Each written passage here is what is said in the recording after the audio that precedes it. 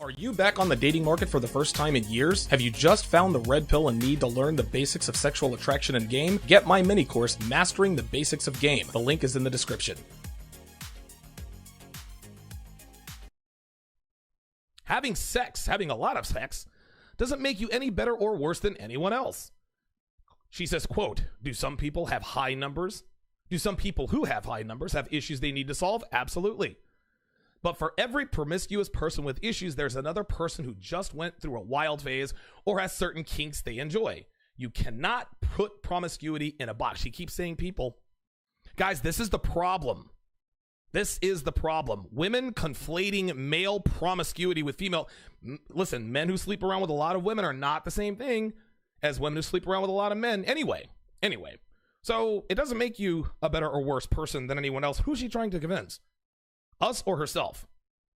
Sexually promiscuous women, guys, are women with serious character flaws. Any woman who's been with a lot of men, they got to be liars. They have to deceive. They have to mislead. They have to be devious. They've got to be diabolical. So yes, they are worse people. Nobody trusts a woman who's given her body to 500 dudes. One way or another, she is going to screw you over. Now, as far as issues go, sweetheart, that's your problem. Listen, I'm sorry you have daddy issues. Right? I'm sorry you lost your virginity at 13 years old because you're looking for a man to fill that hole, and he filled a lot of holes. Is not the one that you needed. Right? But what do you want me to do? Feel sorry for you? You don't feel sorry for guys you've cheated on, do you? Of course not. Yes, you can put promiscuity in a box. There is only one definition of promiscuity. If you sleep with a lot of men, then you are promiscuous. That's it.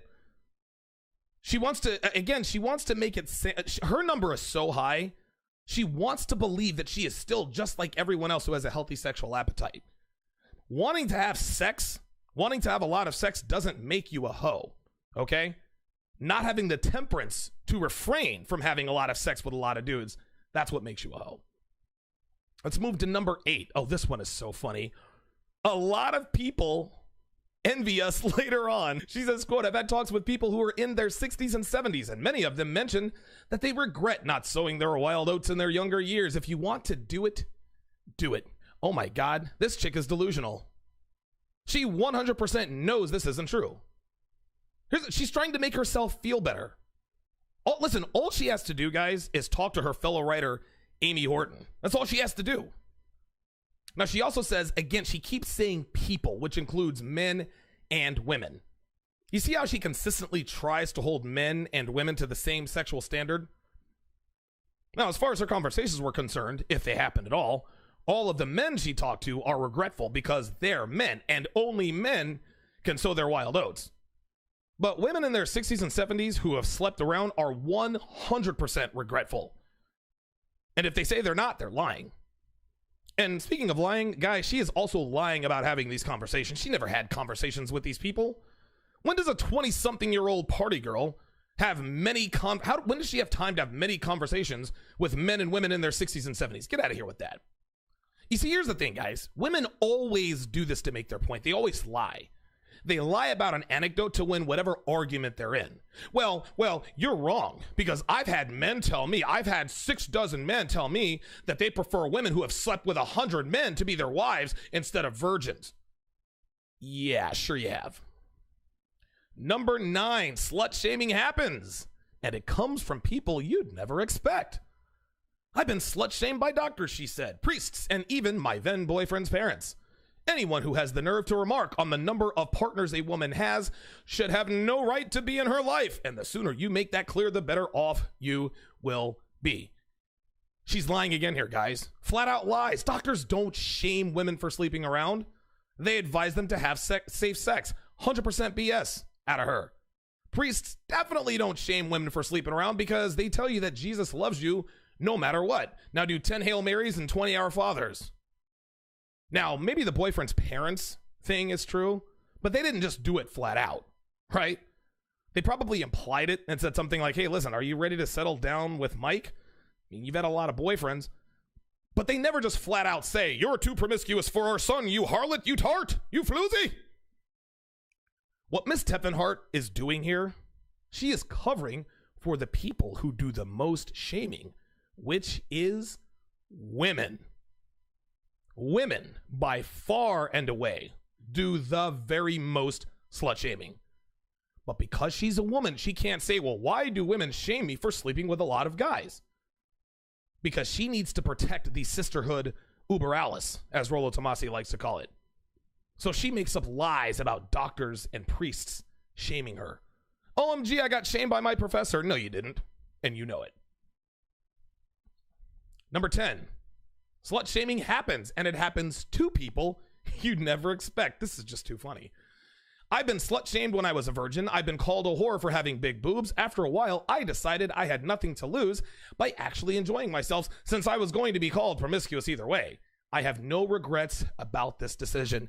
Gentlemen, Ossiana Teppenhart again lying through her teeth. Virgins get shamed for sleeping around. Let me say that again. A virgin getting shamed for sleeping around, but they're virgins. Dude, get the hell out of here with that. God, listen, this girl's a liar, guys. And again, I just got done saying that a woman who sleeps around has to be a liar. She's got to be deceitful. She's got to be diabolical. That's how you navigate that lifestyle. I have never, ever, ever heard a virgin getting shamed for sleeping around. That's like someone calling an alcoholic who's never had a drink before. It's like calling someone stupid if they've got a PhD in astrophysics. It's like calling someone obese when they're anorexic. It makes zero sense. Guys, she is making this up to give herself the excuse to be promiscuous. Well, they're going to shame me for sleeping around, so I may as well sleep around. No, sweetie, you wanted to sleep around, so that's what you did. It's that simple. Don't blame it on anyone but yourself. People always say that you're responsible for your actions and your station in life, but this chick is blaming other people for her bad decisions. I'm a hoe because people called me a hoe, so I may as well be a hoe. That's BS. People don't call you promiscuous if you're not promiscuous.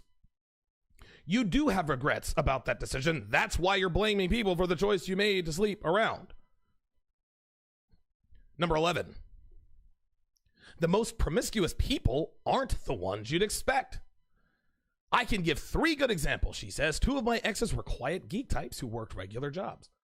They dressed in button-downs and wore khaki pants to work. These women, dude, they need to get a new editor. And wore khaki pants to work. This isn't even a professional. Look at all these ads on this website.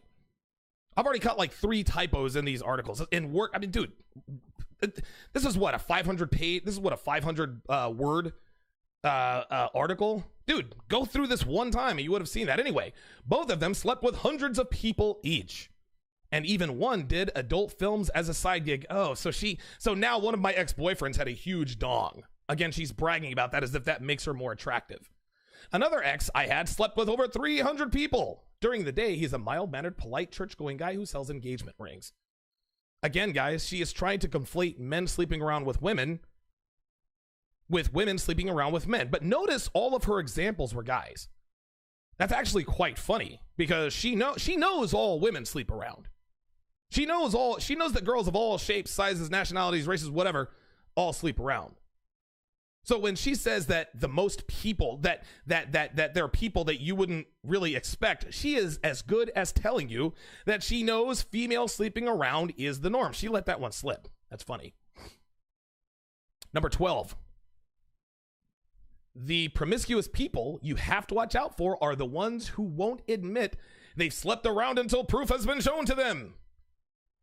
A good deal breaker, she says, for any relationship is when your boyfriend lies about how many people he slept with. People who do this are prone to cheating because they are already used to lying to you. They also might be hiding the fact that they have STDs. You see this, guys? This is 1000% BS. Number 1, when her boyfriends lie about how many people they've slept with, they lie the other way. They increase the number. They don't decrease the number.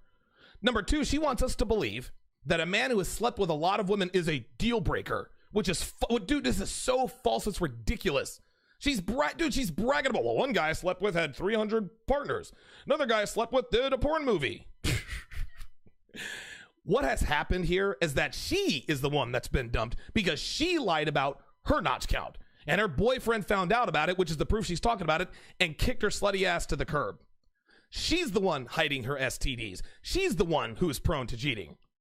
These are conversations men have had with her about her. This is flat out dishonesty, guys. A woman will never, ever dump you if she finds out you had sex with 200 girls. Ever. It literally increases her arousal to you exponentially.